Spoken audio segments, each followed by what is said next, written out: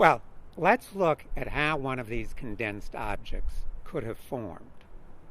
Now, any object in space that condenses out of a much larger volume has to somehow get rid of angular momentum. If you remember your physics, angular momentum, the spin of an object, is conserved. So as an object compresses, it spins faster and faster until the centrifugal force balances the gravitational force.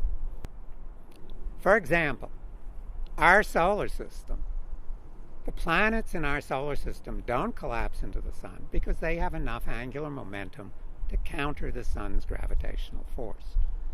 So if you have a very compressed object, like the one at the center of M87, some process must have removed most of its angular momentum to allow it to collapse, just like some process removed most of our sun's angular momentum to allow it to collapse to the point where it produces energy. So what is that process? Well, scientists know there's only one process that can do that, and that's through electromagnetic forces. Electromagnetic forces can remove angular momentum. If an object that can conduct electricity, and the plasmas in space can conduct electricity, moves in a magnetic field, it generates an electric current. So that electric current interacting with the magnetic field can slow that object down, can remove angular momentum and energy from that object, allowing it to collapse. Now, in a huge object like that in M87, as it collapses more and more, the magnetic fields will grow stronger and stronger.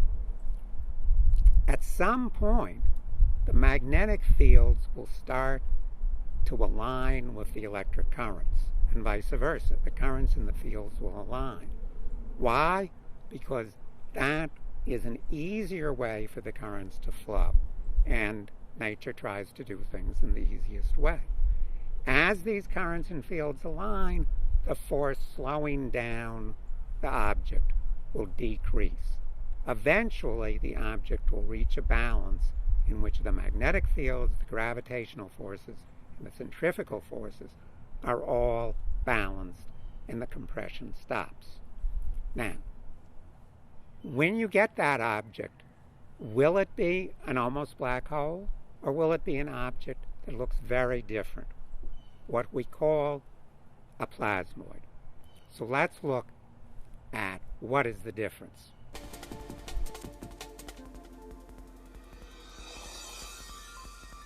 Accelerating advanced fusion energy.